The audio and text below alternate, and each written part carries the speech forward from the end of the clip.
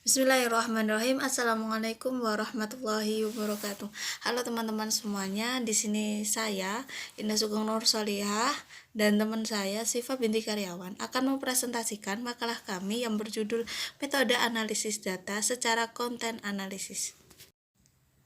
Langsung saja, dalam penelitian kualitatif, data diperoleh dari berbagai sumber dengan menggunakan teknik pengumpulan data yang bermacam-macam dan dilakukan secara terus-menerus.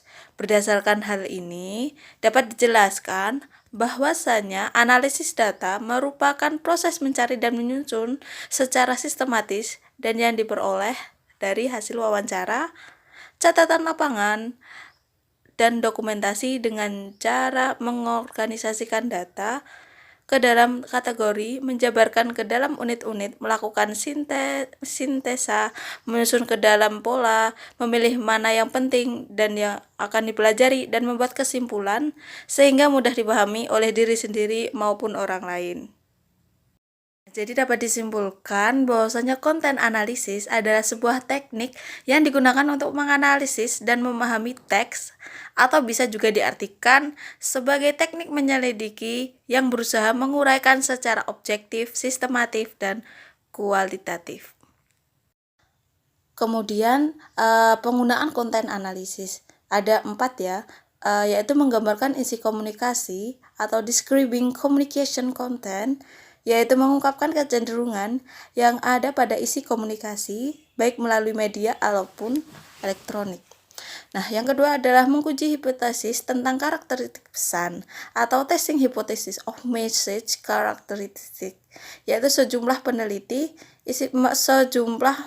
meneliti isi yang berusaha menghubungkan karakteristik tertentu dari komunikator dengan karakteristik pesan yang dihasilkan. Kemudian, membandingkan isi media dengan dunia nyata, comparing media content to the real world, untuk menguji apa yang ada di media dengan situasi aktual yang ada di kehidupan nyata. Kemudian memperkirakan gambaran kelompok tertentu di masyarakat atau assessing a message of particular group in society, yaitu memfokuskan dan mengungkap gambaran media mengenai kelompok minoritas tertentu. Penelitian konten analisis. Nah, ini ada 4 ya tahapannya teman-teman semuanya. Yang pertama adalah menentukan permasalahan. Permasalahan merupakan titik tolak dari keseluruhan penelitian. Dalam menentukan permasalahan, hendaknya peneliti mengungkap terlebih dahulu konten atau latar belakang terhadap permasalahan yang muncul. Kemudian mengidentifikasi permasalahan tersebut.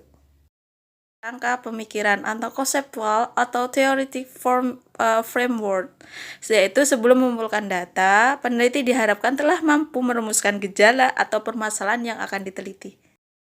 Oke, langsung saja saya Siva binti Karyawan yang akan melanjutkan presentasi dari Mbak Indah. Pada poin yang ketiga, yaitu poin C yang ketiga, yaitu menyusun perangkat metodologi. Perangkat metodologi pada dasarnya merupakan rangkaian metode yang sekurang-kurangnya mencangkup 3 hal, yaitu menentukan populasi yang akan diteliti, serta bagaimana sampelnya, pengambilan sampelnya.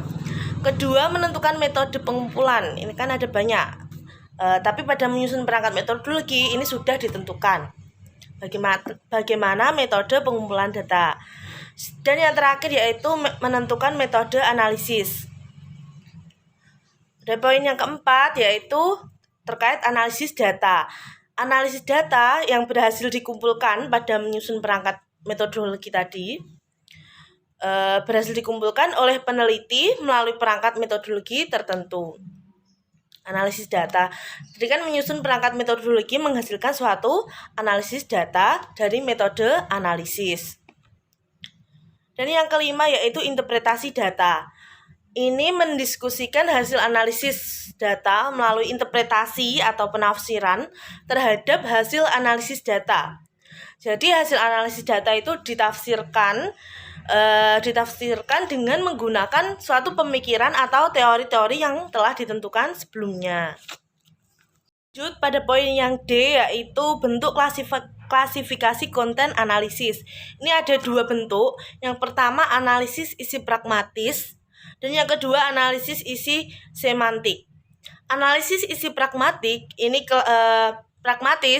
ini merupakan klasifikasi yang dilakukan terhadap tanda menurut sebab akibat yang mungkin. Menurut sebab akibat yang mungkin. Misalnya pada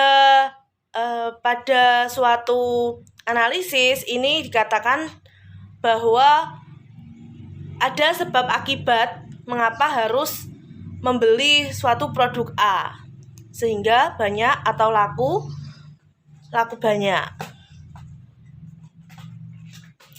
Yang B yaitu analisis isi semantik. Ini mengklasifikasikan tanda menurut maknanya. Ini ada 3 jenis ya teman-teman. Empat jenis.